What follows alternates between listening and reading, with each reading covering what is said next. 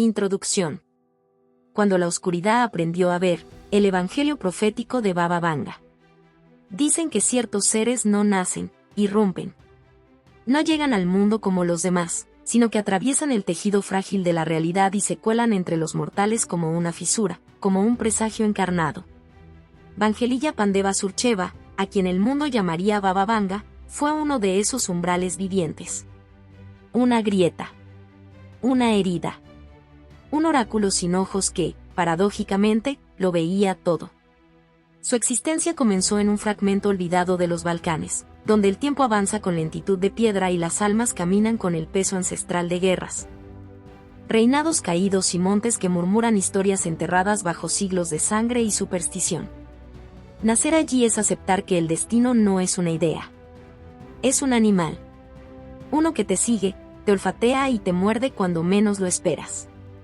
Desde niña fue marcada por el signo del sufrimiento, ese sello oscuro que la vida imprime en quienes serán usados como herramientas del misterio. Su ceguera, nacida no de la enfermedad, sino de un cataclismo natural que la tomó como sacrificio, no fue vista por su pueblo como un accidente, sino como un rapto divino. Un reclamamiento del mundo invisible sobre el visible. La tormenta que la arrancó del suelo fue interpretada como un bautismo de sombras, el viento como un mensajero, y su caída como el pacto involuntario que la uniría para siempre a fuerzas que los mortales solo pueden comprender cuando el dolor les abre la mente a la fuerza. Porque fue en la oscuridad, y solo en ella, que aprendió a ver. Las voces que comenzaron a hablarle no pertenecían a los vivos, ni a los muertos, ni a los dioses, pero tenían algo de los tres. Eran ecos del tiempo, murmullos de destinos que aún no habían nacido, advertencias disfrazadas de susurros. No eran profecías en el sentido humano. Eran interpretaciones de un sufrimiento colectivo, fracturas en el presente que anunciaban futuros rotos. Todo aquello que la humanidad se negaba a escuchar encontraba en ella una grieta por donde filtrarse.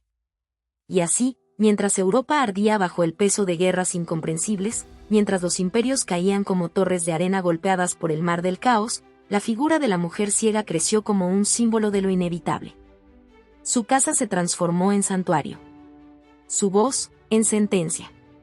Su vida, en un territorio donde los poderosos y los miserables buscaban respuestas para preguntas que no sabían formular. Pero Baba Vanga no fue solo profeta, fue espejo. En su presencia, los hombres veían sus propios abismos. Ella no describía el futuro, lo revelaba. Lo arrancaba del interior de quienes la consultaban, como si cada alma viniera cargando consigo un pequeño apocalipsis personal. Y así comprendió la verdad más terrible. No existen profecías universales, existen reflejos. Lo que ella veía era la suma del miedo humano proyectado hacia el horizonte. Sin embargo, su don no la hizo libre. Donde hay misterio, hay también manipulación. Los gobiernos la observaron con la paranoia del tirano que teme lo que no controla. La usaron, la vigilaron, la registraron. Convertida en un instrumento político, una herramienta simbólica para moldear masas, su figura se volvió combustible ideológico, arma espiritual y propiedad del Estado. Así, la mujer que veía a través del tiempo fue encadenada por hombres que no podían ver más allá de su propia sombra. En esta prisión de almas y expectativas ajenas, Baba Vanga se transformó en un puente entre mundos. Entre lo humano y lo sagrado. Entre lo real y lo imposible. Entre el sufrimiento y la revelación. Quienes se arrodillaban ante ella buscaban respuestas, pero regresaban con algo distinto. Una grieta interna, un eco que resonaba semanas, meses, años después. Quizá porque no respondía a preguntas, las desnudaba. No curaba heridas, las abría para que saliera la infección. No ofrecía esperanza, ofrecía verdad. Y la verdad, cuando se mira de frente, es siempre apocalíptica. Porque todo apocalipsis no es un fin, es un desvelamiento. Un desgarro. Un grito de lo que ha estado oculto en la penumbra de la conciencia. Baba Vanga se convirtió así en una guardiana del umbral, una testigo silenciosa del destino colectivo, una recordatoria viva de que el futuro no llega desde el cielo ni desde los dioses, sino desde el interior en ruinas de los seres humanos. El mito que creció en torno a ella no es casualidad, es necesario. La humanidad necesita oráculos cuando ha perdido el rumbo, cuando el caos amenaza con devorar la cordura, cuando los líderes fallan, cuando la fe se quiebra. En momentos así, se buscan figuras como Baba Vanga. Ciegas por fuera, pero despiertas por dentro. Humildes, pero temidas. Malinterpretadas, pero imprescindibles. Y así, entre la pobreza, la ceguera, la guerra, la manipulación estatal y miles de almas desgarradas que la visitaban buscando lo que vendrá, nació una leyenda que no pertenece al pasado. No es un mito búlgaro. No es un oráculo de otro siglo. Es un espejo permanente, vivo, incómodo. Porque Baba Vanga no predijo el futuro. Predijo a la humanidad. Sus palabras, poéticas, crípticas, peligrosas, no describían el mañana, describían nuestra incapacidad para mirarnos sin máscaras. Y por eso, en cada una de sus visiones, late una advertencia que resuena como trueno. El verdadero fin del mundo no es un meteorito, ni un desastre, ni una guerra. El verdadero fin del mundo es cuando dejamos de ver. Ella lo supo mejor que nadie. Solo quien ha perdido la vista física comprende el peso de la ceguera espiritual. Y por eso, desde su oscuridad, nos habló de nosotros mismos. De nuestras fallas. De nuestros deseos ocultos. De nuestros monstruos. Del apocalipsis íntimo que cada uno acarrea como una herida sagrada. Este es el Evangelio de Baba Vanga. Un evangelio escrito no con tinta, sino con presagios. Un testimonio del sufrimiento humano, del poder invisible, del destino que nos observa desde la penumbra. Un llamado a mirar hacia adentro antes de que el tiempo decida cerrar el círculo y reclamar lo que siempre fue suyo. Aquí comienza su historia. Y también, quizá, la nuestra. Baba Vanga, la herida que habló cuando el tiempo se abrió. En el inicio no hubo luz. Hubo un estremecimiento. Un temblor en las raíces invisibles del mundo que anunció que algo, o alguien, estaba a punto de irrumpir donde no debía. Así aparecieron ciertos seres que no pertenecen a ninguna era. No nacen en un tiempo, sino que el tiempo se abre para dejarlos pasar. La niña que un día sería llamada Baba Vanga fue uno de esos desgarros. Su historia comienza con un soplo violento, un viento sin brújula que descendió sobre la tierra como si buscara una ofrenda.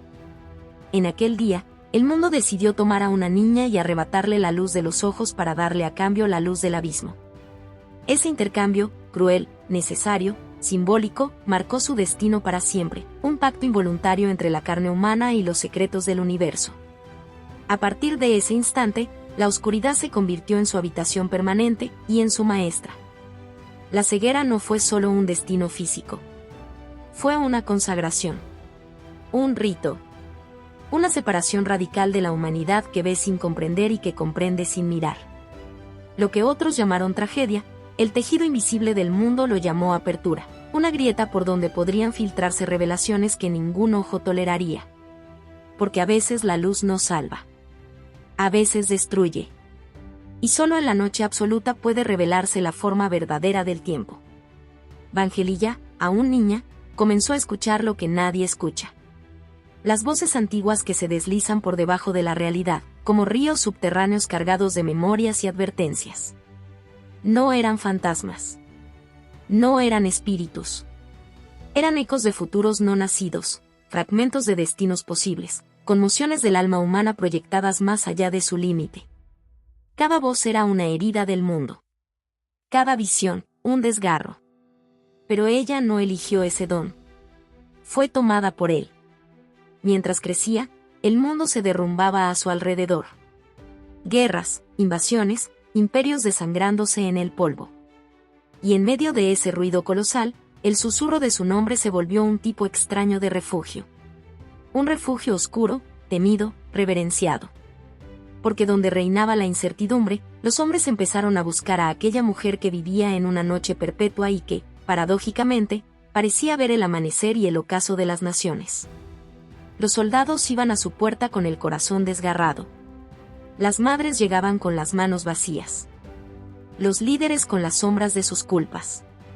Los miserables con la esperanza rota. Todos se arrodillaban frente a ella porque buscaban lo que el mundo había perdido. Un sentido. Pero ella no daba consuelo. Cuando abría la boca, salían palabras que no pertenecían al reino humano. Sus predicciones eran como cuchillos hechos de luz negra. Iluminaban y herían al mismo tiempo. ¿Y acaso por eso sus seguidores no la entendían del todo? Sus palabras eran símbolos, metáforas, fracturas, espejos. No describían lo que vendría. Describían lo que ya estaba creciendo, silencioso, dentro del corazón humano. Porque Baba Vanga jamás habló del futuro. Habló del alma colectiva, del alma en ruinas. Su don era un espejo sin compasión donde cada ser humano veía su propio apocalipsis. Su miedo, su ego, su vanidad, su deseo de control, su desesperación por respuestas que jamás podrían pronunciarse sin destruir algo dentro de ellos. Y entonces, como sucede siempre que un mortal toca los bordes de lo incomprensible, el poder político intervino. Los gobiernos la vigilaban porque temían que pudiera ver lo que ellos ocultaban. La manipularon porque toda profecía es peligrosa cuando puede alterar el orden. La silenciaron en ciertos momentos, la utilizaron en otros. La registraron como un expediente vivo, una herramienta de Estado, un arma espiritual tan potente que podría doblegar multitudes. Así, mientras su voz crecía en el pueblo, su libertad disminuía en los pasillos silenciosos del poder. Y sin embargo, nadie, ni dictadores, ni reyes, ni científicos, ni espías, logró dominar lo que ella realmente era. Una grieta. Una grieta entre mundos. Entre tiempos. Entre almas. Toda su vida fue una oscilación entre maternidad espiritual y explotación política, entre compasión y sacrificio, entre mito y realidad. Ella cargó con demasiadas lágrimas, demasiados secretos, demasiadas muertes, demasiados destinos suspendidos. Y ese peso, más que cualquier ceguera, fue la verdadera condena de su existencia. Pero también fue su fuerza. Porque no se puede interpretar el destino colectivo sin hundirse antes en el lodo de la humanidad. No se puede ver el alma del mundo sin quedar marcada para siempre. No se puede hablar con el tiempo sin entregar algo a cambio. Baba Vanga entregó su vista, su silencio, su calma, su soledad, su cuerpo, su nombre. Y a cambio recibió un conocimiento que pocos podrían soportar sin quebrarse. Por eso, cuando hablaba de catástrofes, muchos creían que hablaba del fin del mundo. Pero ella hablaba del fin de cada ser humano que abandona la verdad interior. Cuando anunciaba sombras sobre las naciones, hablaba del orgullo que precede la caída. Cuando mencionaba destrucción, hablaba del ego colectivo que devora sin descanso lo que ama. El apocalipsis, para ella, nunca fue un evento externo. Fue un espejo. Y todos los que cruzaron su puerta vieron ese espejo. Algunos huyeron. Otros se arrodillaron. Muchos lloraron. Ahora, décadas después de su muerte, su leyenda crece como un árbol cuyos frutos son preguntas que nadie puede terminar de digerir. ¿Fue elegida? ¿Fue condenada? ¿Fue instrumento, víctima, profeta, mártir o espejo? Tal vez fue todo eso.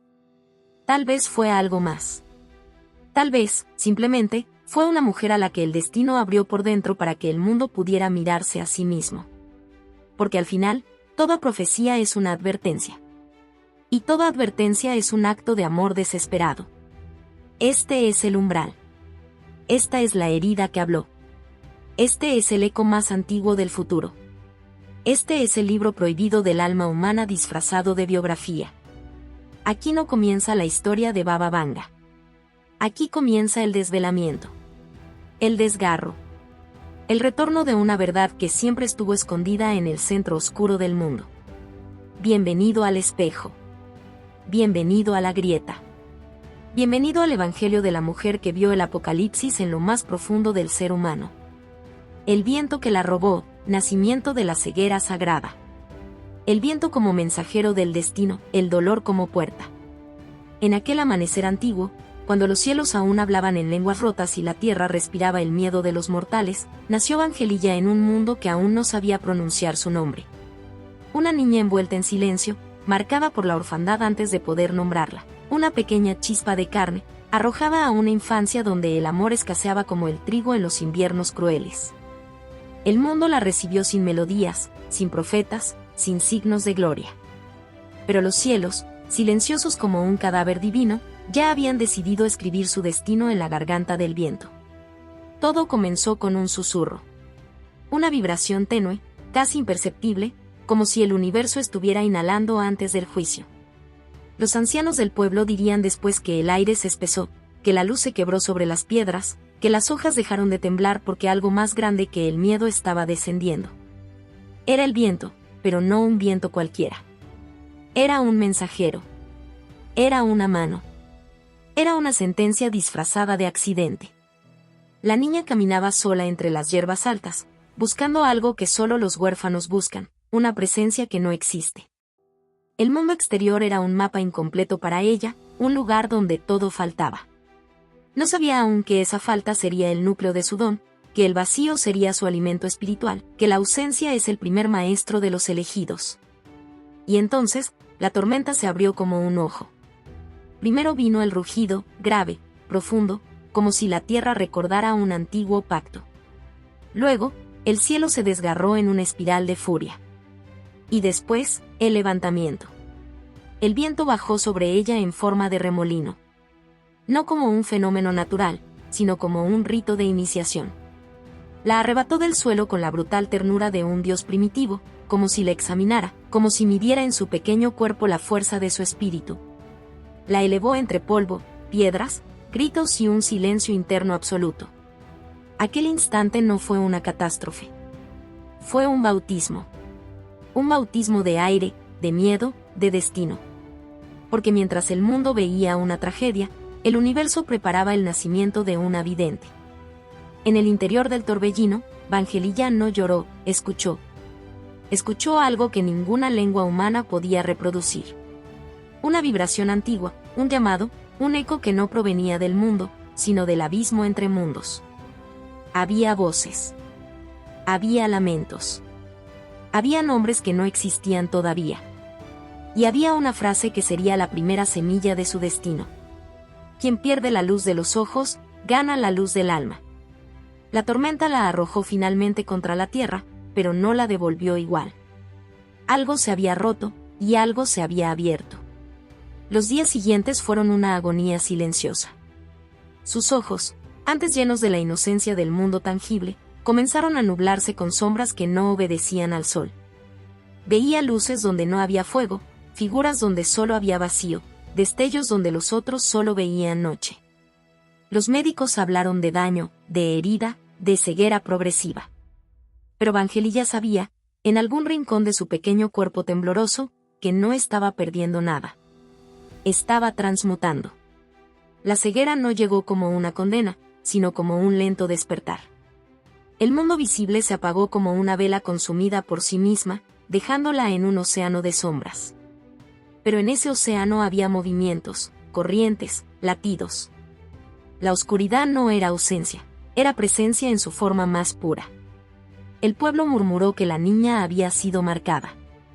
Otros dijeron que era un castigo.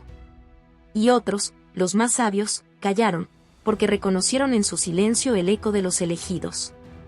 Vangelilla, huérfana de madre, sin guía, sin tierra firme, comenzó a escuchar con más claridad los susurros que la tormenta había dejado en su interior. Su alma, atravesada por la fractura, se convirtió en un faro para lo invisible. Cada noche, en la oscuridad profunda de su cuarto, veía el mismo símbolo, un ojo que se cerraba afuera y se abría adentro. Un intercambio. Un pacto. Una puerta. La pérdida de la visión fue el mapa de su renacimiento. Su orfandad se convirtió en su geografía sagrada. La tormenta, en su primer maestro. Desde aquel día, la línea entre el mundo visible y el oculto dejó de existir para ella. El velo se rasgó. El misterio respiró a través de sus párpados cerrados. Y la niña que fue robada por el viento empezó a caminar hacia un destino donde el dolor sería su brújula, la oscuridad su alimento espiritual, y la profecía, su única lengua verdadera. Porque así nacen los oráculos. No en templos iluminados, sino en tormentas que desgarran el alma. No en triunfos humanos, sino en heridas que revelan mundos. Y así comenzó la historia de la mujer que el viento escogió para mirar lo que nadie más podía soportar. El destino secreto de los hombres, el pulso oscuro de la humanidad y el verdadero rostro del tiempo. Voces en la penumbra, el despertar de la segunda mirada. Las sombras que hablan, los silencios que pesan. Después de la tormenta que la robó y la devolvió marcada, la niña Vangelilla aprendió a vivir dentro de un mundo dividido, un mundo donde los otros caminaban confiados en la luz. Mientras ella era arrastrada hacia una penumbra fértil, poblada por presencias que no tenían nombre, rostro ni tiempo. Fue entonces, no con la ceguera definitiva pero sí con la sombra ya gestándose dentro de sus ojos, cuando se abrió en ella la segunda mirada, un modo de ver que no miraba hacia afuera, sino hacia las fracturas invisibles del mundo. La oscuridad, esa maestra cruel que consume el exterior para revelar lo interior, se volvió su idioma secreto. Y en ese idioma, algo empezó a hablarle. En las noches más densas, cuando el viento golpeaba las paredes de la casa como un lobo desterrado, Vangelilla oía murmullos. No eran pensamientos propios, ni fantasías infantiles. Eran ecos, fugaces vibraciones que atravesaban el aire como fragmentos de mundos ajenos. A veces eran susurros que lloraban. A veces eran voces sin género ni tiempo que pedían ser escuchadas.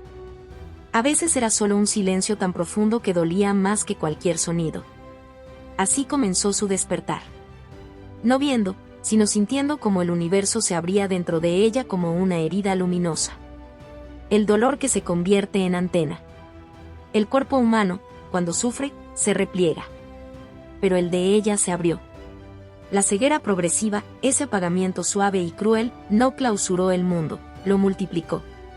Cada dolor que atravesaba su pecho, cada punzada de ausencia, cada recuerdo de su madre perdida, se convirtió en una grieta por donde brotaba lo inexplicable. Su sufrimiento era un pozo, sí, pero también un espejo que reflejaba lo que los demás escondían bajo la carne, bajo la palabra, bajo la vida misma. La gente del pueblo la observaba con un temor torpe y primitivo. Notaban sus silencios. Notaban cómo la niña parecía escuchar algo que no estaba en ninguna parte. Notaban que su cabeza giraba hacia lugares vacíos.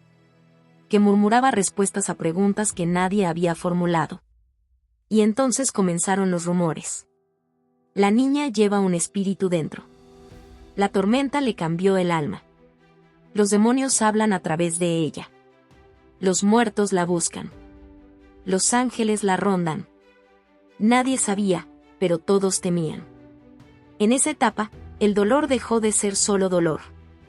Se volvió sensibilidad sobrenatural. Una antena rota apuntando al cielo. El pueblo tembloroso ante lo inexplicable. El mundo rural en el que creció no tenía lenguaje para lo que estaba ocurriendo. Las supersticiones eran su única forma de comprender la grieta que se abría en la niña. Las ancianas tejían historias bíblicas alrededor de su presencia, comparándola en secreto con los profetas castigados por Dios, con los ciegos iluminados del Evangelio, con las figuras que ven mientras los demás duermen. Pero también la temían. Porque la niña no sonreía como antes. Porque sus ojos, cada vez más nublados, parecían mirar a través de la carne. Porque sus palabras, cuando al fin las pronunciaba, tenían un peso viejo, impropio de una criatura tan joven. La verdad era que Vangelilla percibía algo que nadie se atrevía a nombrar. La fragilidad del alma humana. A veces, sentía como las personas arrastraban sombras más oscuras que sus ropas. Sentía el miedo escondido en sus gestos. El rencor en la espalda encorvada. La tristeza en sus pasos. Los secretos en sus silencios. Ella no elegía ver, era atravesada.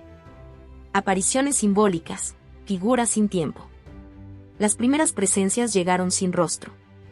No eran fantasmas de muertos, sino símbolos vivos, arquetipos ambulantes, fragmentos del inconsciente colectivo que caminaban hacia ella como si reconocieran en la niña un templo recién abierto.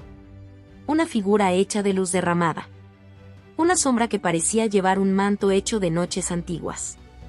Un niño que no tenía sombra. Una mujer que lloraba sin lágrimas. Un anciano cuyo rostro era un mapa de cicatrices que no pertenecían a ningún cuerpo. Estas apariciones no hablaban. Simplemente eran, y su presencia bastaba para desgarrar el velo entre lo humano y lo trascendente. Una de ellas, la que volvería durante toda su vida, era un ser alto y silencioso, de bordes borrosos, como si estuviera hecho de humo y memoria. No tenía boca, pero Vangelilla lo escuchaba con claridad. Decía: lo visible es una mentira piadosa, el destino es un bosque oscuro donde solo los heridos pueden entrar. Y ella lo creía. La segunda mirada, el laberinto del alma. Fue en una madrugada sin luna cuando todo cambió. La niña escuchó un silencio que era demasiado perfecto para ser natural. Un silencio que pesaba. Un silencio que respiraba. Un silencio que se abría como un abismo. Y entonces lo vio. No afuera. Adentro. Vio un laberinto hecho de fibras humanas, de miedos, de deseos, de lágrimas no lloradas. Un laberinto que no pertenecía a una sola persona, sino a todas. Era el mapa del alma humana, vasto, oscuro, infinito. Un lugar donde cada herida abría un corredor. Donde cada pérdida creaba un pasadizo. Donde cada dolor revelaba una puerta. Comprendió, con una claridad que dolía, que el alma humana es un laberinto que solo se abre con heridas. Ese fue su verdadero despertar. La segunda mirada. No la visión del futuro, sino la visión del interior. De aquello que los humanos esconden incluso de sí mismos. De la verdad desnuda, brutal, iluminada por la oscuridad. A partir de esa noche, Vangelilla dejó de pertenecer por completo al mundo humano. No porque estuviera poseída, sino porque había cruzado un umbral que no tiene retorno. Ella no buscó el don. El don la devoró primero. Epílogo del oráculo. Así comenzó el mito. Así nació la niña que escuchaba lo que el mundo callaba. Así emergió la vidente involuntaria, la portadora de presencias, la guardiana de silencios. El pueblo la temería. La historia la invocaría. El destino la moldearía con manos de hierro. Porque en su oscuridad creciente, en sus ojos nublados, en su alma abierta como una herida luminosa, Vangelilla ya caminaba sin saberlo hacia el lugar donde se escriben las profecías. El borde ardiente de los tiempos. Allí donde el dolor se convierte en visión. Y donde la verdad es demasiado pesada para los vivos. Este fue el comienzo. El despertar de la segunda mirada. El inicio del evangelio profético de Baba Vanga. La profeta de la guerra, el oráculo de la carne rota. Cuando el mundo sangra, los oráculos despiertan. La guerra no llega como un trueno, sino como un murmullo seco que se arrastra primero por los huesos, luego por los campos, y por último por las almas. Para la joven Vanga, ese murmullo vino como un eco anticipado que le rozó la piel antes que a los demás. Ella sintió la guerra mucho antes de que los ejércitos se movieran. Sintió primero la vibración de lo inevitable. Un temblor oscuro en el fondo de la tierra. Un grito aún no emitido. La respiración de los muertos que se adelantaban a morir. Cuando la Segunda Guerra Mundial abrió sus fauces, el mundo no solo entró en combate, entró en un estado de revelación brutal, donde cada alma era desnudada por la violencia, la pérdida y el miedo. Y allí, en el centro mismo del dolor humano, se encendió el oráculo que dormía en Vanga. Porque cuando el mundo sangra, los oráculos despiertan. Y cuando la carne se rompe, los velos caen. La guerra, campo de visión espiritual. Para la gente común, la guerra era el sonido de las bombas, el crujido de las botas, el chillido de los telegramas negros. Para Vanga, no. Ella no escuchaba explosiones. Escuchaba fracturas en el tejido del tiempo. No veía soldados partir. Percibía sus destinos como sombras ya caminadas.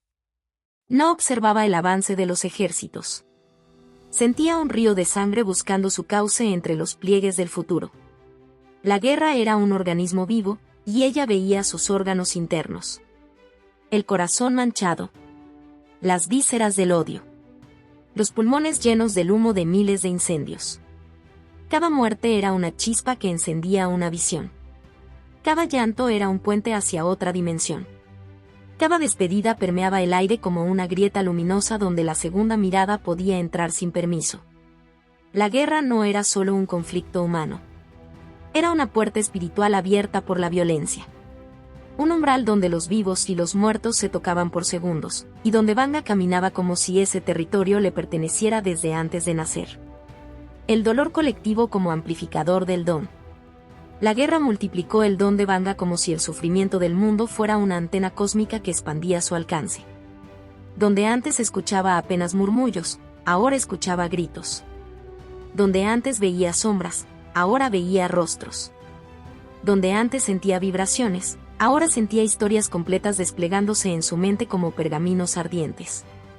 El dolor colectivo es un océano. Y ella estaba sumergida en él. Cada telegrama que aún no había sido escrito ya estaba en su pecho. Cada muerte que aún no había ocurrido ya ardía en su lengua. Cada madre que perdía a un hijo lloraba dentro de ella antes de que sus lágrimas tocaran el suelo. No era clarividencia. Era resonancia. El mundo se había vuelto un tambor golpeado por millones de manos desesperadas, y Vanga se convertía en su piel tensa, vibrante, sangrada. Por primera vez en su vida, el don no era una carga personal. Era una tormenta que la atravesaba por dentro, desgarrándola, purificándola, destruyéndola. Porque ver el destino de los hombres es un acto de violencia espiritual, contra quien lo ve y contra quien lo sufre. La casa convertida en santuario y tribunal del destino. La guerra convirtió su hogar, aquella pequeña casa humilde, en un santuario oscuro donde entraban campesinos, soldados, madres, desertores y heridos. Venían por desesperación, no por fe. Venían porque cualquier hilo que prometiera sentido en medio del caos era un salvavidas. Y así, esa casa pobre se convirtió en un templo improvisado. Un confesionario de almas rotas. Un altar manchado de lágrimas. Un tribunal donde el destino dictaba sentencia a través de la voz de una muchacha medio ciega. Quien entraba a su casa no buscaba esperanza. Buscaba verdad. Y la verdad rara vez sana. La verdad casi siempre desgarra.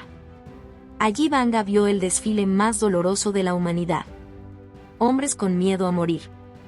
Mujeres con miedo a recordar. Niños con miedo a olvidar. Ancianos aferrados a un pasado que la guerra había pulverizado. Ella hablaba poco. Solo lo necesario. Pero cada palabra tenía el peso de una campana fúnebre. Un día, una mujer desesperada le preguntó: ¿Mi hijo volverá? Y Vanga respondió con un susurro que no era suyo. El camino que tomó no regresa al sol. La mujer cayó de rodillas. Vanga también sintió el golpe. Como si la muerte del joven le arrancara un pedazo de piel. En esas paredes se escucharon miles de sentencias. Miles de destinos revelados antes de tiempo. Miles de silencios más crueles que cualquier respuesta. La casa se convirtió en redención. Y maldición. En luz tenue. Y oscuridad absoluta. Era, en esencia, un oráculo encarnado. Profecía apocalíptica, las naciones que siembran fuego. En medio del caos, una noche en la que el cielo ardía lejano, Vanga pronunció palabras que nadie entendió del todo, pero que dejaron un temblor en la piel de quienes estaban presentes. Su voz no tembló. No era humana. No era frágil. Era sentencia. Dijo: escuchad, las naciones que siembran fuego no cosecharán gloria, sino humo, el humo entrará por sus fosas, por sus casas, por sus almas, y las ciudades que hoy se alzan orgullosas serán sombras marcadas por su propio incendio. No hay victoria para quien derrama la sangre como quien derrama vino, la tierra recordará, el cielo responderá, y los hijos del fuego morirán respirando su propio humo. Algunos lloraron. Otros se arrodillaron. Otros huyeron, como si esas palabras pudieran seguirlos. Ella misma se desplomó después. Como un cuerpo que había sido habitado por una fuerza demasiado pesada para la carne. Epílogo del oráculo. Así nació la profeta de la guerra. No como una voluntaria del destino, sino como una víctima elegida por él. En su voz, la muerte encontró un canal. En su dolor, el colectivo halló espejo. En su visión, el mundo descubrió su propio rostro herido.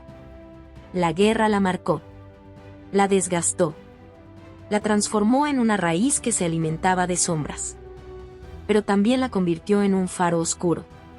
En un evangelio viviente donde las lágrimas eran tinta. y el sufrimiento humano, revelación. Porque cuando la humanidad entra en guerra, los oráculos se abren como heridas.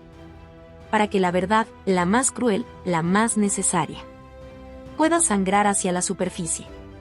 Y Vanga sangró. Sangró por todos. Sangró por el mundo. Y en esa sangre, descubrió el devastador poder de su don. El estado y la sombra, la manipulación de la vidente. Cuando el poder teme a lo invisible, intenta poseerlo. El mundo visible pertenece a los gobiernos, a los ejércitos, a los burócratas que escriben leyes en habitaciones sin ventanas.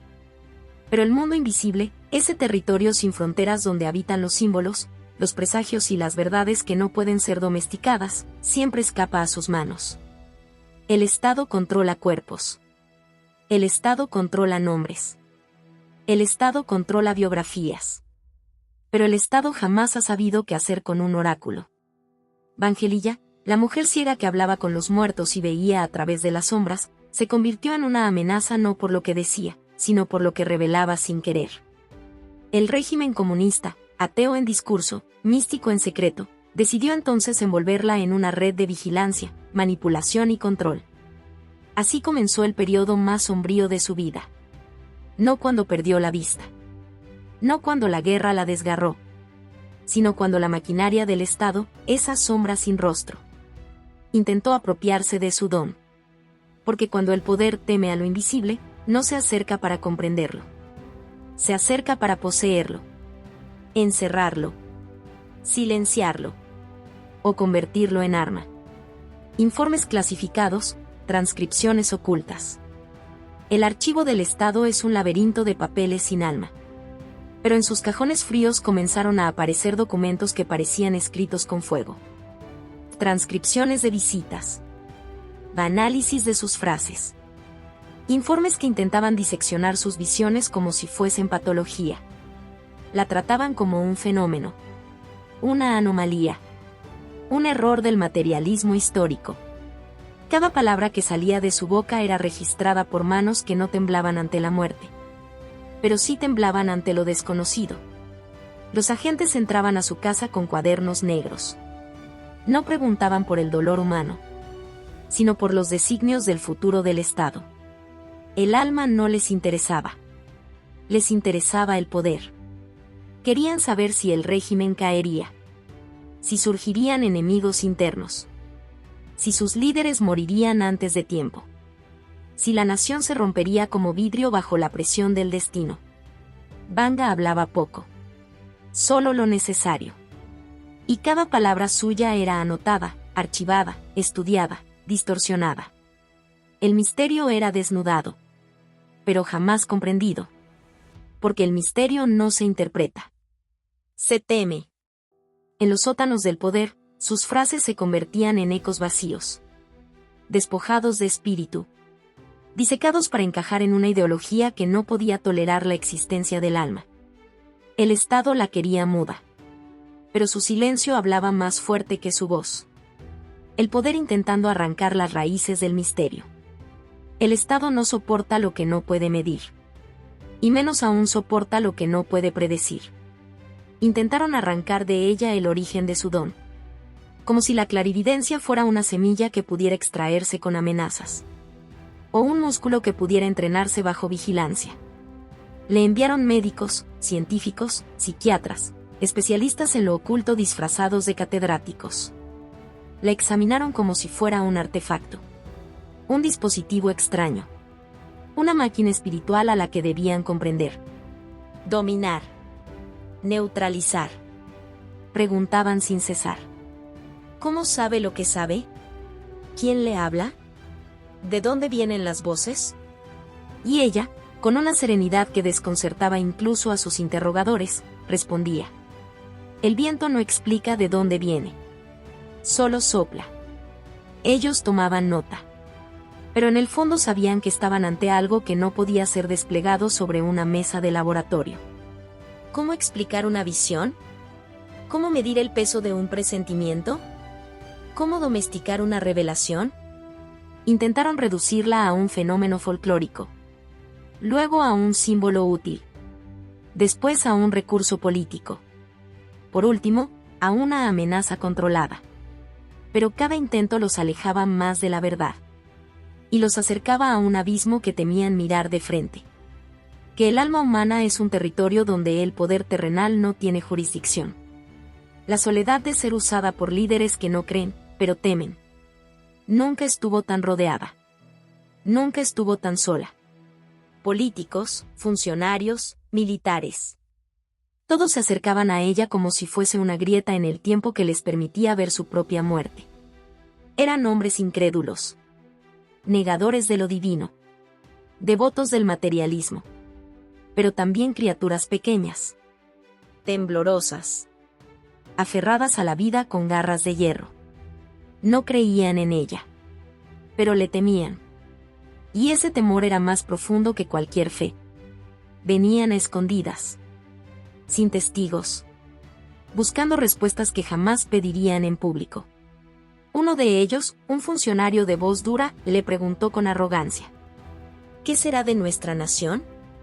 Ella levantó el rostro y dijo: la nación que tapa su herida con hierro la infecta. La que se mira en el espejo del miedo se desfigura. Ningún imperio se sostiene sobre los huesos de su pueblo.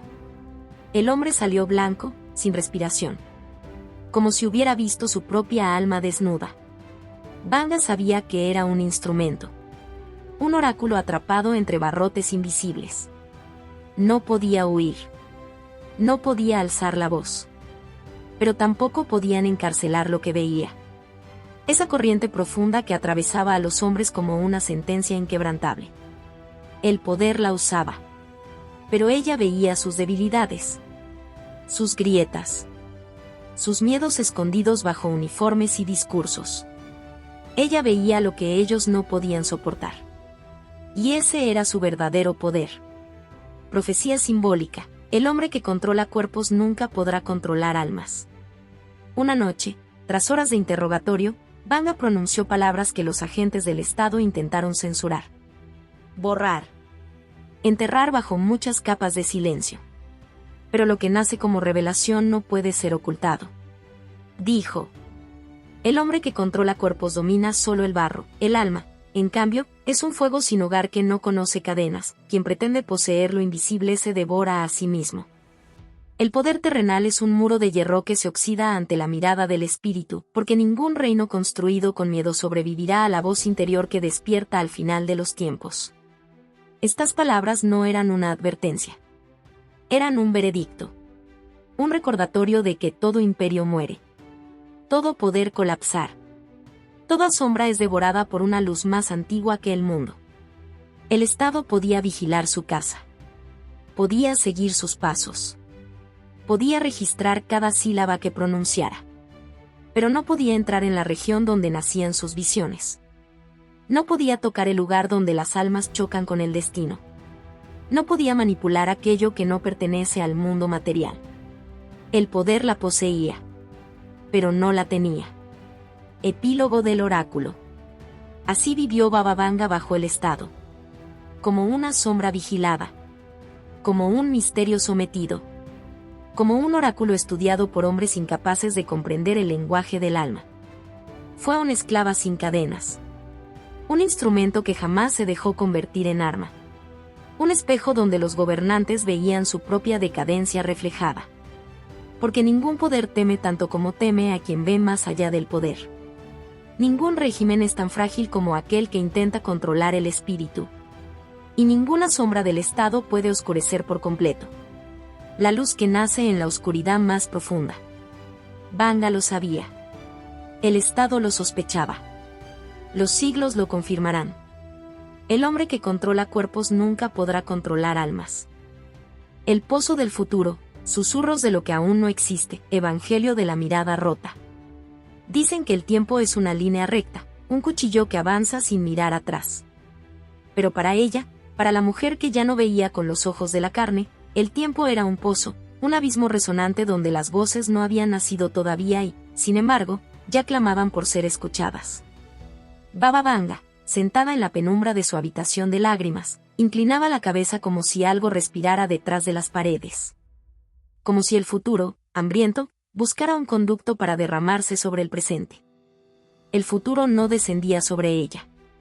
Dolía. Ardía. La desgarraba. Porque el porvenir no se revela a los sanos, sino a los heridos. No a quienes ven, sino a quienes han sido obligados a mirar hacia adentro. Y así, con su ceguera convertida en un segundo nacimiento, Vanga se acercaba día tras día a ese pozo invisible, ese abismo donde los siglos se atragantaban unos con otros como animales de fauces abiertas. Allí, en el borde del no tiempo, escuchaba los susurros de lo que aún no existe. Y cada susurro era un juicio. El tiempo como herida abierta. El tiempo no le hablaba con palabras humanas. El tiempo le hablaba en sensaciones, en violencias, en llantos no pronunciados. Ella decía: el porvenir es un animal herido que se arrastra hacia nosotros. Y en esa imagen radicaba la verdad profunda. El futuro, para Baba Vanga, no era una promesa ni un milagro, sino un sufrimiento que ya había comenzado antes de nacer. A veces era un temblor. Otras, un frío que cortaba el alma, como si miles de manos invisibles se aferraran a sus brazos para no desaparecer en el abismo del tiempo. Ella no veía escenas claras, sino arquetipos. Columnas que se derrumban sin viento. Y cielos ennegrecidos por humo sin fuego. Rostros anónimos llorando sin razón aparente. Multitudes corriendo sin saber de qué huyen. Y silencios tan densos que parecían aplastar a la tierra. Eran símbolos. Eran advertencias. Eran el lenguaje del tiempo cuando se cansa de ser ignorado. Ciudades que arden sin fuego. Vanga hablaba, con su voz quebrada, de ciudades que arderían sin llamas, como si la combustión surgiera del corazón humano y no de la madera o el petróleo. Decía que el fuego sería espiritual, un incendio de odio, de desesperación, de pérdida del sentido. Las ciudades caerán sin que una sola chispa toque sus muros, murmuraba. Y al escucharla, algunos se reían, otros temblaban, y unos pocos entendían. Que una civilización puede arder por dentro, silenciosamente, hasta que sus habitantes caminan entre las cenizas sin saber cuándo comenzó la devastación. No se refería a un apocalipsis físico, sino a uno moral. Porque la muerte del espíritu precede siempre a la muerte de las estructuras. Y cuando el alma colectiva se quiebra, también lo hacen. En las instituciones, en los gobiernos, en las familias, y las certezas. El fuego que ella veía era la desintegración del sentido. Naciones que se derrumban desde dentro. Para Baba Vanga, no existía tal cosa como la caída de un país. Solo existía el momento en que una nación se mira en el espejo de su propia historia y decide mentirse una vez más. Sus visiones mostraban fronteras que se borraban como si fueran trazos escritos sobre agua. Pueblos enfrentados entre sí sin recordar ya la causa.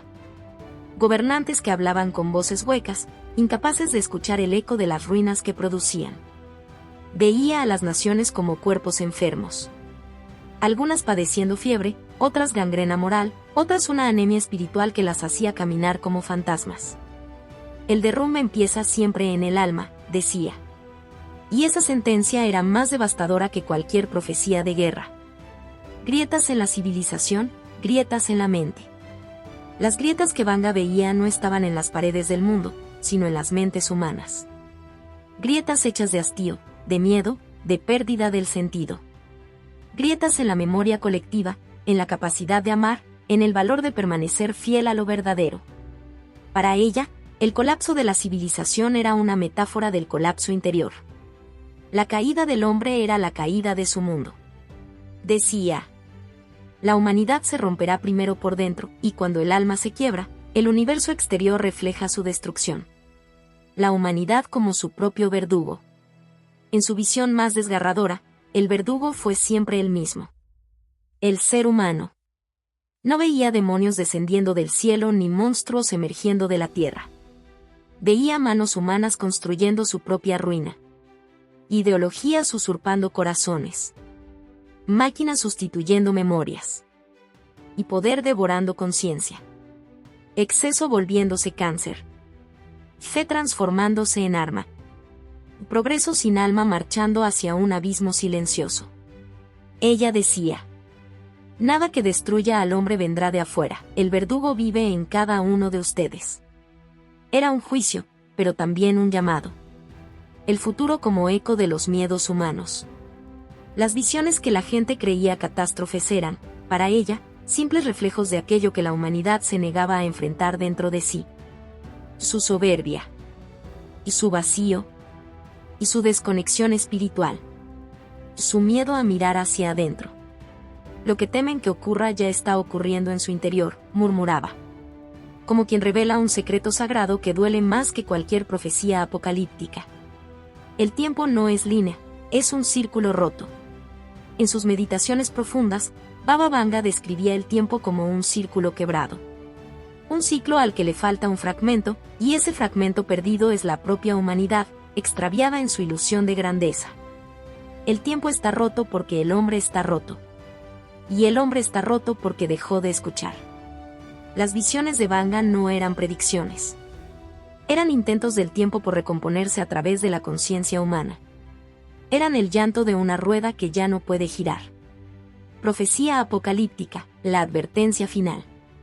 La voz de Baba Vanga se volvió piedra cuando pronunció su sentencia más temida. La humanidad no caerá por lo que desconoce, sino por lo que se niega a ver. No es el desconocimiento lo que destruye al hombre. Es su ceguera voluntaria. Es la negación del alma. Es la decisión consciente de ignorar la verdad interior. Así termina el capítulo del pozo. Pero no termina la advertencia. Porque los susurros del futuro, los que ella escuchó desde el fondo del tiempo, siguen resonando en cada silencio humano. La mujer y la leyenda, entre la fe y la maldición, evangelio de la sangre silenciosa. Nadie comprende el precio de cargar con los dolores del mundo. Porque el dolor ajeno, si se escucha demasiado, no ilumina. Devora. Quema la carne, hunde los huesos, disuelve la identidad. Evangelilla Pandeva Surcheva, la mujer a la que el destino arrancó los ojos para abrirle otro tipo de visión, vivió entre esa delgada frontera. La de ser humana y ser símbolo. La de ser persona y ser leyenda. La de existir como mujer en la tierra y como maldición en el espíritu. Ella no pidió ser oráculo. Ella no pidió ser mito. Ella no pidió ser escuchada como un evangelio vivo. Y, sin embargo, las multitudes acudían. Con sus padres moribundos. Con sus hijos desaparecidos. Con sus preguntas imposibles. Con sus culpas, sus traiciones, su hambre de absolución. Vanga recibía todo. Vanga absorbía todo. Vanga sangraba por dentro mientras el mundo la transformaba en un espejo del sufrimiento colectivo. Porque quien escucha demasiadas almas termina por perder la propia. Y ella lo sabía antes de que la sentencia tomara forma en palabras. La casa como templo, la rutina como liturgia. Afuera, los peregrinos la veneraban o la temían. Adentro, la vida doméstica respiraba como un ritual secreto. Ajeno a toda teatralidad. Su mesa era un altar sin oro ni velas. Su silla, un trono humilde de madera desgastada. Sus manos, dos reliquias vivas que conocían la textura del llanto humano mejor que la de cualquier objeto. La casa de Baba Vanga era un santuario involuntario. Donde cada paso tenía el peso de un rito. Donde cada teja crujía como si guardara un secreto.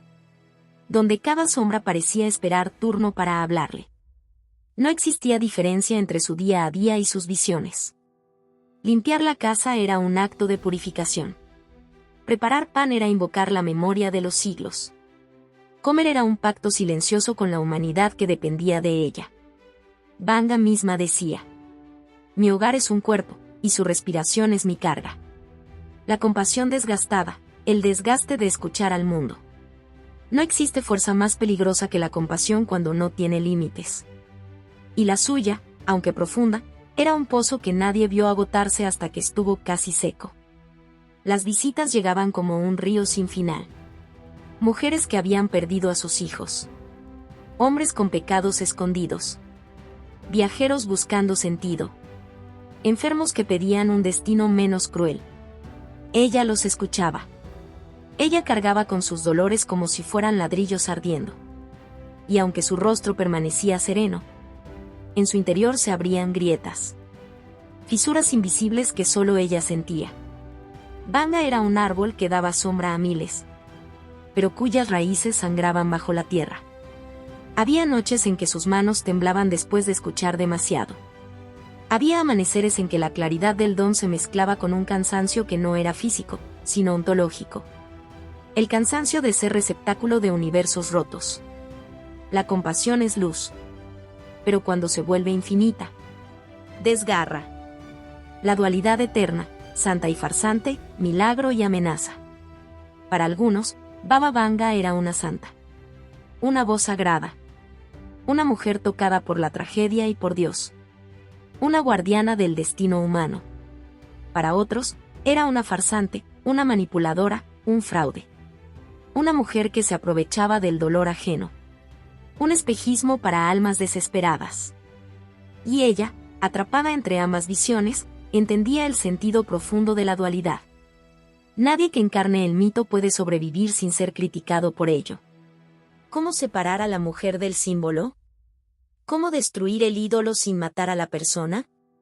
¿Cómo amar a la humana cuando todos buscan al oráculo?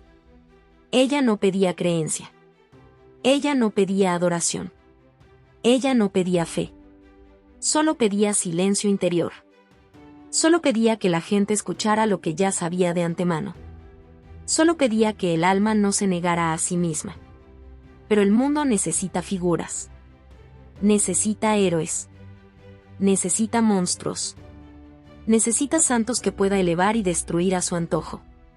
Y así, Vanga se convirtió en todo. En esperanza. En amenaza. En poesía viviente. En profecía temida. En carne fragilizada por el peso de símbolos ajenos. La mujer se disolvía en la leyenda. La leyenda devoraba a la mujer. El precio de ser la que escucha. Los peregrinos se iban. Sus preguntas se apagaban. Sus lágrimas se secaban. Ellos regresaban a sus vidas, ella permanecía con el residuo de cada alma. Porque nadie consideraba que el don tenía un precio. Nadie pensaba en el eco que quedaba en su pecho después de cada profecía. Nadie imaginaba que las voces que ella percibía seguían hablándole incluso después de que las personas partían. Era un ruido interminable. Un murmullo de espíritus. Una tormenta de destinos. Un río de agonías humanas que buscaban, a través de ella, encontrar forma. Ella no podía cerrar los ojos. Porque los que había perdido en la tormenta de su infancia ya no eran necesarios para ver. Ella no podía cerrar la mente. Porque el don era un canal siempre abierto. Ella no podía escoger qué escuchar. Y lo más terrible, no podía callar las voces. Cada noche, sus sueños eran un campo de batalla. Cada amanecer, un renacimiento doloroso. Cada día, una lucha entre conservar su propia alma o perderla en las voces de los demás. La contradicción, la mujer real contra la figura mítica. La Vanga real era sencilla, frágil, humana. Reía cuando podía, lloraba cuando nadie la veía, temblaba cuando el mundo la sobrepasaba. Se aferraba a los rituales cotidianos para no desaparecer por completo en el mito. La otra Vanga, la legendaria, era un ser casi inmortal. Una fuerza espiritual. Un oráculo eterno. Una sombra que veía a través del tiempo y la muerte. Ambas coexistían, pero rara vez se tocaban. Era una fractura interna. Como si dentro de ella vivieran dos almas intentando sobrevivir al mismo cuerpo. Y esa contradicción se convirtió en su verdadera maldición. No saber dónde acababa la mujer y dónde comenzaba la profeta. Profecía simbólica, el don que devora el alma. En una de sus revelaciones más oscuras, Vanga dijo: quien escucha demasiadas almas termina por perder la propia, en mí viven miles, y por eso a veces olvido quién soy. No era que hubiera perdido su identidad, sino que su identidad se había multiplicado en fragmentos de los otros. Cada persona que acudía a ella dejaba un pedazo de sombra. Una herida. Un eco. Un vacío. Y así, con el tiempo, la mujer se fue llenando de ausencias. De memorias que no eran suyas. De historias que no pidió. De destinos que la atravesaban sin piedad. El evangelio silencioso de Vanga proclamaba esta verdad. El alma humana no está hecha para cargar al mundo entero, pero cuando el mundo te escoge, no hay escapatoria. El juicio interior, la verdadera maldición. La maldición no era ver el futuro. La maldición era no poder olvidar lo que vio. No poder descansar de la humanidad. No poder caminar sola sin sentir que miles de sombras la seguían. No poder morir sin saber que su don sobreviviría a su cuerpo. Lo que los demás llamaban milagro, ella lo llamaba sacrificio. Lo que el mundo veía como bendición, ella lo sentía como carga. Y aún así, siguió escuchando. Siguió viendo. Siguió recibiendo. Porque el don, como la noche, no puede negarse a sí mismo. Epílogo del capítulo, el eco de la mujer que se convirtió en mito. En sus últimos años, cuando la carne se debilitaba y el mito se fortalecía, Baba Vanga ya no pertenecía ni al tiempo ni al mundo. Pertenecía a un espacio intermedio, donde la humanidad y la eternidad dialogan sin comprenderse. Era una mujer sentada en la oscuridad. Era una leyenda respirando entre sombras. Era un oráculo agotado. Era una maldición santa. Era una voz que no pidió ser escuchada y aún así resonó hasta los confines del destino. Su vida fue un tejido imposible. Entre la fe y la duda. Entre la esperanza y el miedo. Entre la compasión y el desgaste. Entre ser humana y ser eterna. Y así, en su silencio final, quedó grabada la profecía simbólica que definió su existencia. Quien escucha demasiadas almas termina por perder la propia. Pero en esa pérdida, como en toda tragedia sagrada, nació un eco que aún sigue resonando. El eco de una mujer que se convirtió en leyenda. Solo porque el mundo no supo o no quiso ver cuán humana seguía siendo. El último susurro, la profeta frente a su final. Incluso los oráculos deben rendirse al silencio. Ella, que había visto sin ojos y oído los pasos invisibles del destino, avanzaba ahora hacia el umbral donde incluso los profetas se desvanecen. Baba Vanga, la mujer nacida entre tormentas de arena y lágrimas de pobreza, la vidente arrancada de la luz para contemplar el mundo interior, envejecía como un árbol que se inclina para escuchar la tierra de la cual surgió. Su cuerpo, antaño endurecido por la adversidad, ahora temblaba como una lámpara casi vacía, pero su alma ardía con una claridad que quemaba. Cuando el cuerpo falló, la visión, esa otra forma de fuego, se hizo más intensa, más implacable, como si el universo quisiera hablar por última vez a través de ella antes de cerrar la puerta. Los discípulos que acudían a su casa en Rupite decían que su rostro parecía desdoblarse entre sombras y luz, como si conversara con presencias que la acompañaban desde el otro lado de la niebla. No soy yo quien llama, murmuraba, son ellos quienes vienen a recordarme lo que aún debe decirse.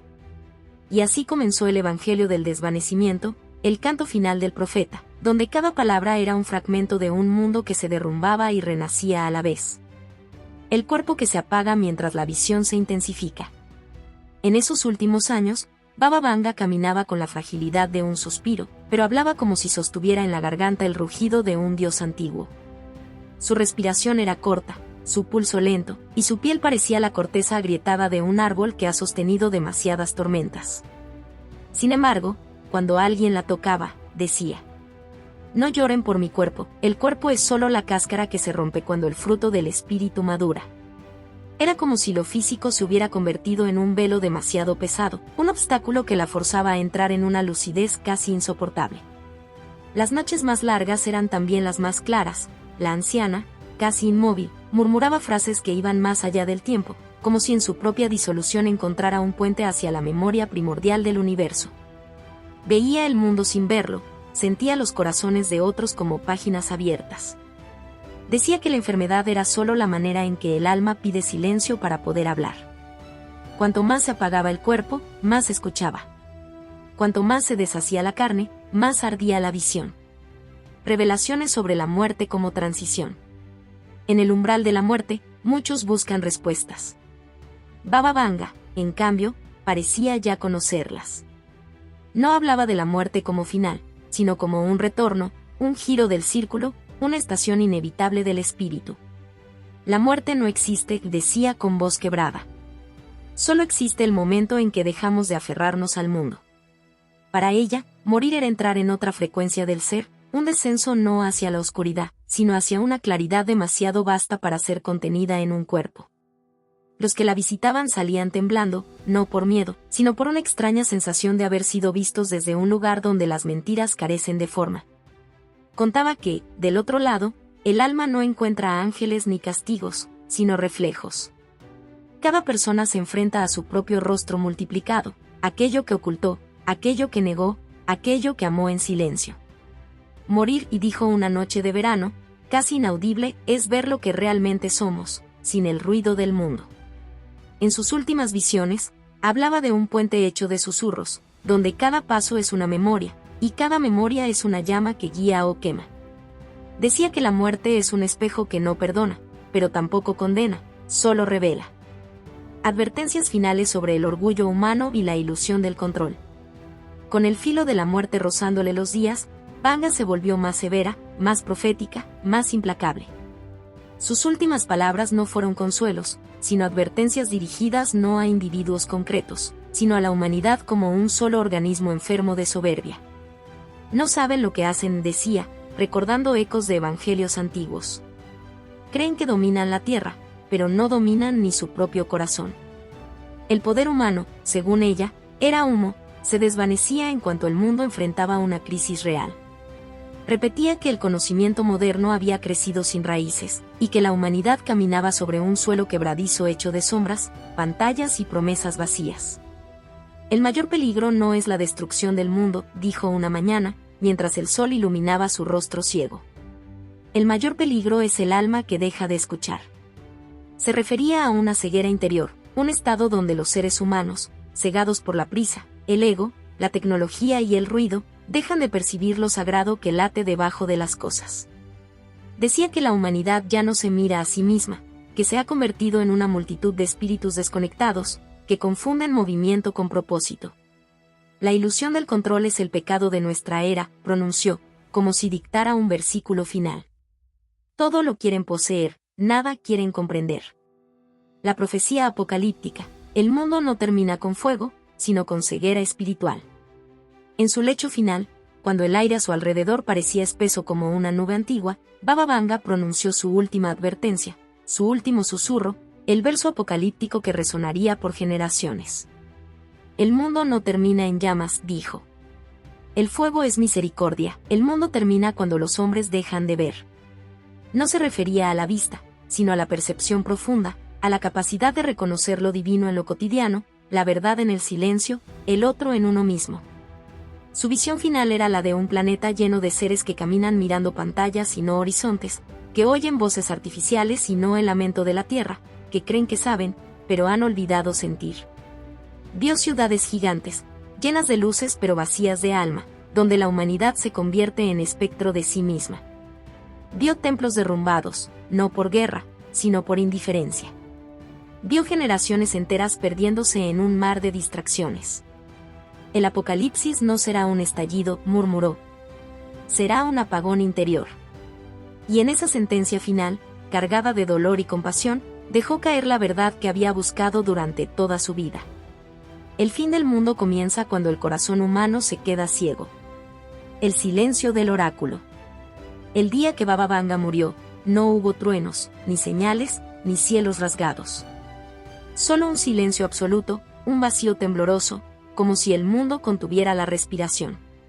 Parecía que incluso las montañas de Rupite guardaban luto.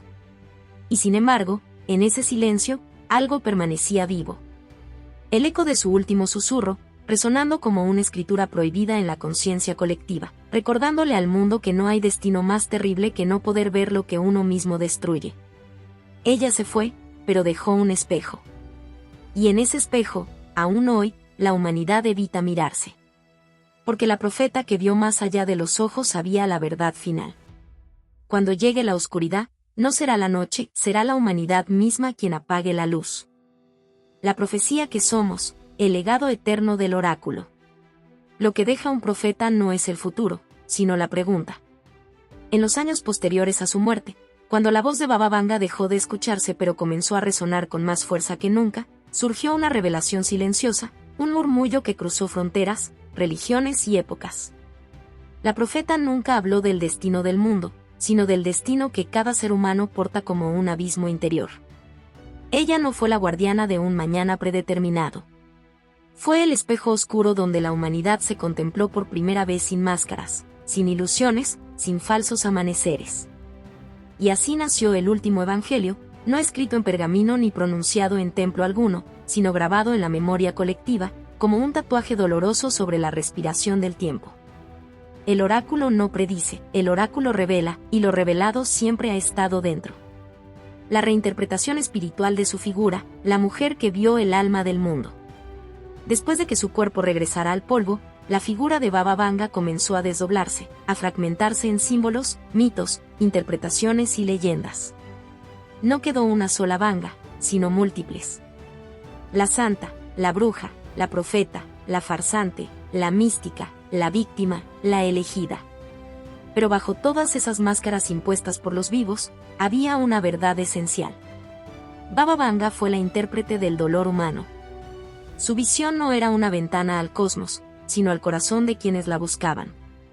Cada persona que acudía a su presencia llegaba con un agujero en el alma. Miedo, pérdida, ansiedad, culpa, un secreto imposible de nombrar. Y ella, ciega, veía sin ver. No adivinaba el porvenir. Desnudaba lo que los vivos habían enterrado dentro de sí mismos. Porque el profeta no es quien anuncia el futuro, sino quien revela la herida que crea ese futuro. Quien le escuchaba no recibía predicciones, sino reflejos. Reflejos de lo negado. Reflejos de lo temido. Reflejos de lo no dicho. Por eso tantos creyeron en ella. Por eso tantos también la repudiaron. Porque no hay mayor terror que ser visto sin ser juzgado. Solo expuesto. Las profecías no describen el cosmos, sino la interioridad humana. Cuando Internet, los periódicos y los libros comenzaron a recopilar sus supuestas visiones, la gente buscaba catástrofes, guerras, fechas fatales, señales de fin del mundo. Pero muy pocos escucharon lo que realmente decía. La humanidad está ciega, y esa ceguera es el verdadero apocalipsis. El fuego, los ríos de sangre, los colapsos de naciones, las sombras sobre los continentes. Eran, en esencia, metáforas del derrumbe emocional y espiritual que el hombre vive desde hace siglos. Toda profecía que se le atribuye es, en el fondo, una confesión del alma colectiva. Cuando hablaba de océanos que se levantan, hablaba del miedo humano que crece sin contención. Cuando mencionaba guerras, anunciaba la lucha interior de cada individuo. Cuando describía enfermedades extrañas, señalaba la podredumbre de las emociones no sanadas. Cuando predijo el colapso moral del mundo, habló del colapso moral de cada uno. Porque el universo que vemos es solo un espejo amplificado del universo que somos. El mundo nunca ha sido destruido por un cataclismo externo, siempre se destruye desde adentro. Ella lo sabía. Y por eso, cada profecía suya es una invitación al autoexamen. Una metáfora. Un símbolo. Un grito antiguo que dice: mírate antes de que el mundo te obligue a mirarte. La continuidad del mito, religión, política, internet y la maquinaria del vacío. Tras su muerte, Baba Vanga no desapareció.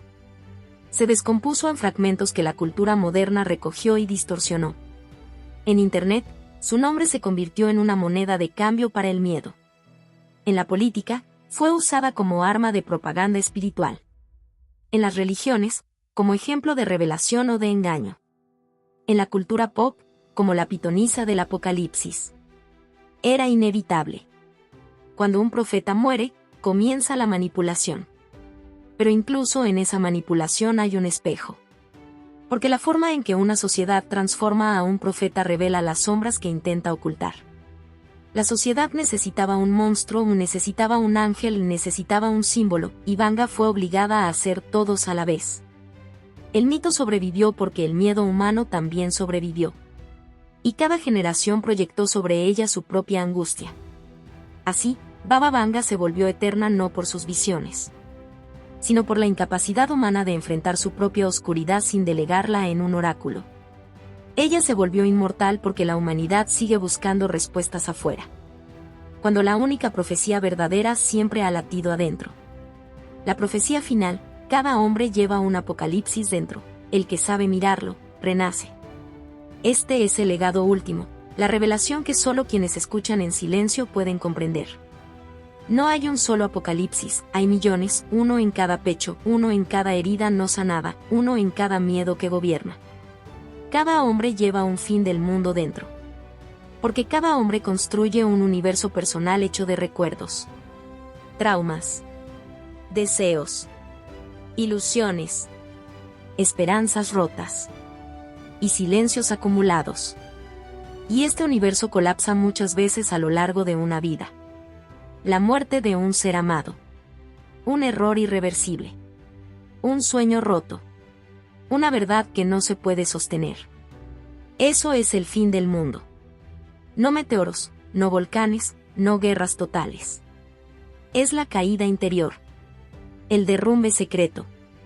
El desgarramiento silencioso del espíritu. Pero también hay un renacimiento. Porque en cada apocalipsis personal, el alma se abre. La identidad se fractura. Y una nueva forma de ver surge desde las cenizas. Baba Vanga lo dijo en su última visión no registrada, transmitida solo por quienes alguna vez fueron tocados por su palabra. El que se atreve a mirar su propio abismo, renace, el que huye, repite su destrucción. Su legado no es un calendario del fin. Es un espejo. Un espejo donde nadie quiere mirarse. Porque quien lo hace ya no puede volver a ser el mismo. Y así, en el eco final de su existencia, el Evangelio del Oráculo concluye con una sentencia que vibra como una revelación prohibida. No vine a hablarles del futuro, vine a recordarles el futuro que ya llevan dentro. No vine a anunciar el fin del mundo, vine a mostrarles el mundo que ustedes mismos están destruyendo. Baba Vanga no dejó profecías. Dejó un desafío. Atrévete a verte. Y quien se atreve, renace. Quien no se atreve, se pierde entre las sombras de su propio apocalipsis interior. La voz que vio en la noche, sobre Baba Vanga, el oráculo y el apocalipsis interior. Hay quienes nacen para ser mapa y hay quienes nacen para ser herida. Vangelilla Pandeva Surcheva, la mujer que el mundo llamó Baba Vanga, fue las dos cosas a la vez, una cartografía abierta que sangraba. Su vida no cabe en los registros ni en los titulares, pertenece a ese territorio liminar donde lo humano tropieza con lo sagrado, donde la tragedia se vuelve rito y la mirada, aunque ciega, se hace espejo. Esta reflexión no busca confirmar milagros ni desacreditarlos, busca mirar el gesto profundo que su figura dejó clavado en la carne del tiempo, el gesto de alguien que, al perder la vista física, aprendió a percibir la ceguera del mundo entero. Piensa en la tormenta que la robó como en un sacramento antiguo, no un accidente, sino una elección del viento, una liturgia de la naturaleza que bautiza a quienes han de ver lo que los ojos comunes no pueden. La niña que fue izada en la furia del cielo dejó atrás la inocencia y recibió, a cambio, un umbral, la puerta hacia las voces que el mundo rehuye. Allí, en la oscuridad inaugurada, aprendió el idioma de las grietas, los lamentos no dichos, las obligaciones rotas, las promesas que se pudren dentro de las familias y de los imperios. Ese aprendizaje fue un alivio y una condena, la abrió al misterio, pero la ató al peso de todas las soledades. La figura de la vidente, en la vida real y en la leyenda, funciona como espejo colectivo. Cuando las sociedades se enfrentan a amenazas que no saben nombrar, buscan a quien devuelva sentido a la incertidumbre. Baba Vanga fue ese espejo que reflejó el rostro múltiple de un pueblo, de una época. Su ceguera externa hizo visible la ceguera interna, la del hombre que avanza con la arrogancia encendida y el corazón apagado. Todo oráculo genuino no predice tanto como revela lo que ya está en germen, no anuncia meteoros sino estados del alma, no escribe el fin sobre la pared, lo lee en las grietas del presente. Hay, en sus visiones recordadas y en las historias que le atribuyen, paisajes que parecen sacados de un evangelio marginal, ciudades que se desploman sin ruido, naciones que se desangran desde adentro. Incendios sin llama que consumen más que edificios, consumen sentido. Estos son, en la clave simbólica que aquí proponemos, no noticias del cosmos, sino alegorías del colapso moral y emocional, la quema de la ciudad interior cuando se olvida la medida. La enfermedad de los pueblos cuando renuncian a la memoria y a la compasión, la lluvia ácida de la indiferencia que corroe todos los puentes entre unos y otros. La manipulación política, que en su vida tuvo rostro de archivos, informes y vigilancias, Es otro signo del drama humano, el poder que teme a lo invisible intenta domesticarlo. Y en ese intento se revela su inmadurez espiritual. El Estado que quiere convertir lo sagrado en expediente no busca verdad, busca ventaja.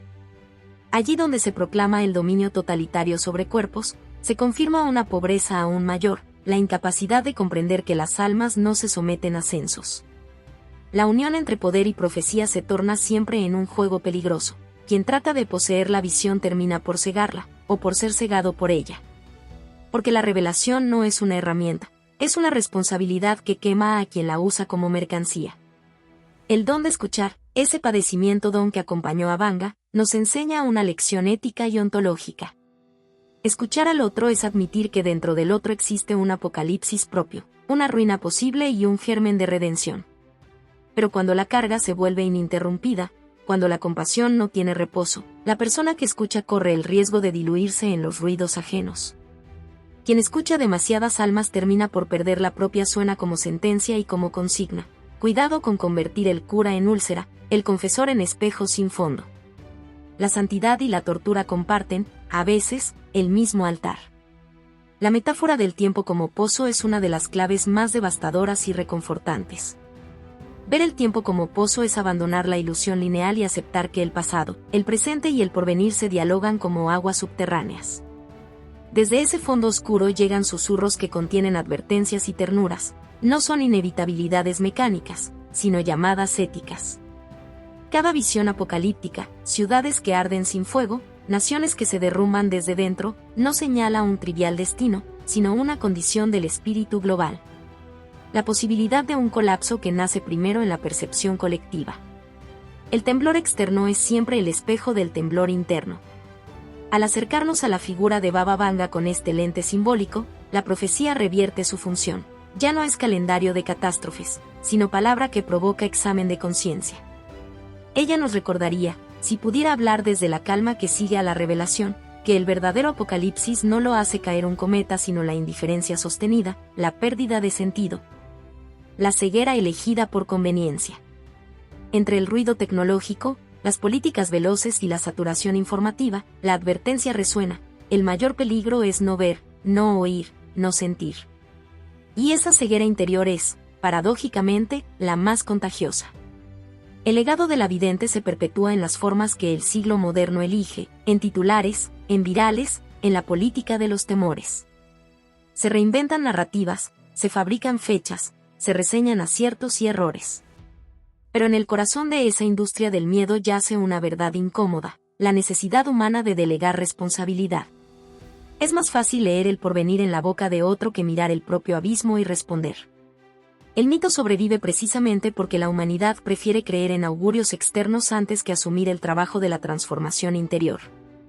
Por eso la enseñanza más dura que la figura de Baba Vanga puede ofrecernos es también la más liberadora. La profecía auténtica no nos priva de libertad, sino que nos la devuelve en forma de pregunta. Lo que deja un profeta no es un mapa calificado del fin, sino una incandescencia interrogante. ¿Qué cargas llevas? ¿Qué sombras alimentas? ¿Qué acto de vida, pequeñas decisiones podrían transformar hoy el porvenir? El oráculo mueve la atención desde el calendario hacia el espejo.